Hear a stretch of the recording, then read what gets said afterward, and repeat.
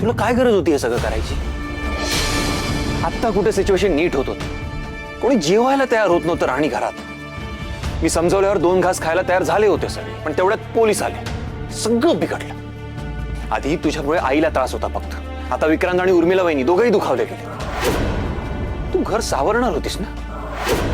तुला एकदाही विचार नाही आला मनात की आपल्या अशा वागण्याने घरातली माणसं दुखावली जाते? आबांनी आईने खूप कष्टाने उभं केलंय हे घर, प्रत्येक नात्याचा रिस्पेक्ट करत आले ते, पण तुझ्या वागण्याने तेही दुखावले गेले. आबांची परमिशन घेतलीस तू, त्यांना सांगितलंस, आणि माझं काय?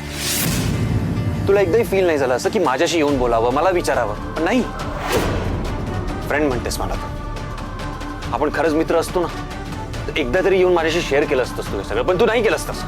अहो, हे सगळं एवढं टोकाला जाईल असं नव्हतं वाटलं मला. मी जे काय केलं ते चांगल्याचा विचार करूनच केला. काही गोष्टी माझ्या डोळ्यासमोर अशा आल्या की ज्याने मला विचार करायला भाग पाडला, आणि म्हणून मी हे सगळं केलं. अहो सर, काही गोष्टी आहेत ज्या खरंच संशयास्पद आहेत, म्हणून मी असं वागले, नाहीतर मी नसतं. पण हे सगळं करायची गरज नव्हती राणी. अहो सर, असं कसं नाही?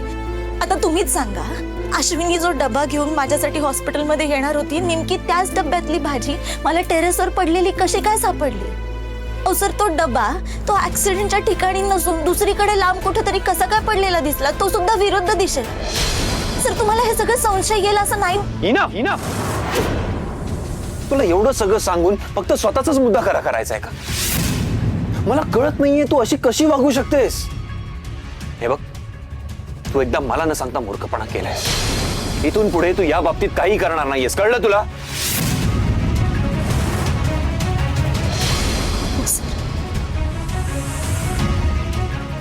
पण सर, तुम्ही असं नका बोलू की मी तुम्हाला सांगायला आलेच नव्हते. हो सर, मी तुम्हाला सांगायला आले होते. मी खूप प्रयत्न केला.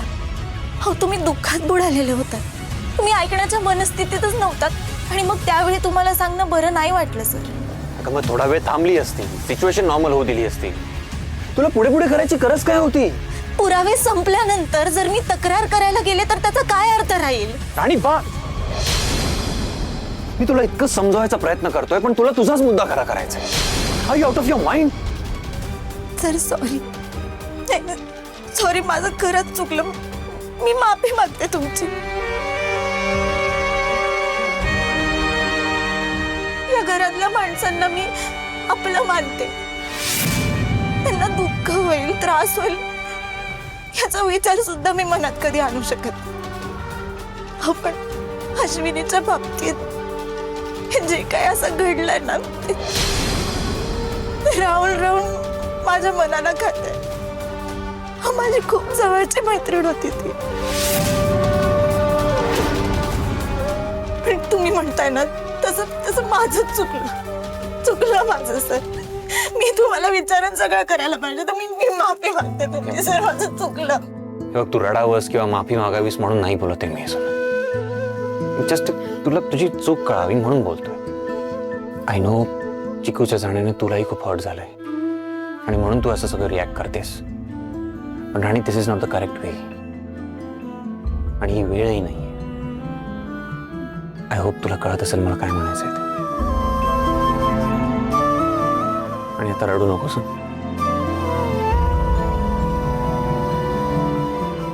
हे बघ, रडलीस ना तर मी आणखी ओरडेन. आपण जेवून घेऊया. हे सगळं अचानक घडल्यामुळे कोणीच जेवलेलं नाही सर. आधी मला हे सगळं नीट करावं लागणार आहे. हे सगळं माझ्यामुळे विस्कटलं ना, आता मीच त्याला सावरणार.